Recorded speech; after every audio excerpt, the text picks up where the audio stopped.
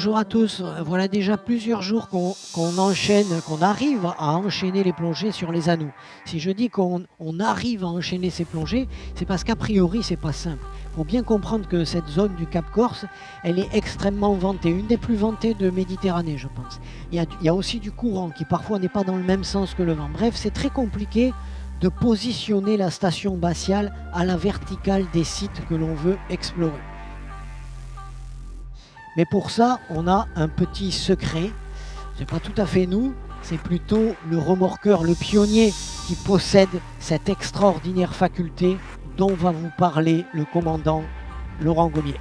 Le positionnement dynamique, c'est utiliser tous ces propulseurs pour maintenir une position fixe donnée par des GPS sans être obligé d'ancrer le support. Le gros intérêt dans cette mission, c'est de pouvoir aller sur des zones protégées où on ne va pas ancrer pour ne pas détruire le fond marin et de positionner la barge et sa tourelle sur les zones de plongée au plus près des zones à explorer. Là, le bateau en DP, normalement, on le centre sa position sur son centre de gyration ici, et comme on a la tourelle derrière, on a pris les dimensions et on a positionné la tourelle. Et en fait, tout le mouvement du bateau, c'est autour de la tourelle. Il ne faut pas oublier que la différence avec les scaphandriers qui font de la saturation sur des chantiers offshore et qui eux sont reliés à la tourelle et ne s'en éloignent jamais, nous on a cette ambition de partir, de quitter la tourelle.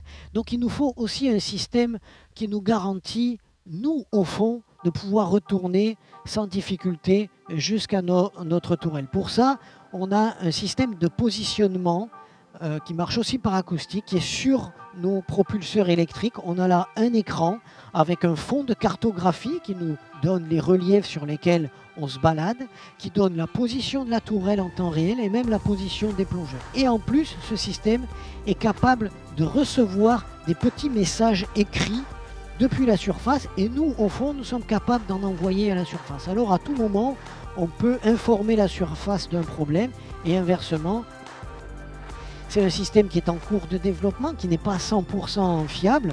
Alors on a encore un autre système, un petit radar acoustique développé par la société Neotech qui nous l'a prêté pour l'occasion, qui est beaucoup plus fiable, qui consiste à poser un petit émetteur sur la tourelle et ensuite le plongeur, où qu'il soit, fait un tour sur lui-même à 360 degrés et doit détecter la direction à prendre grâce à ce radar pour rejoindre la tourelle.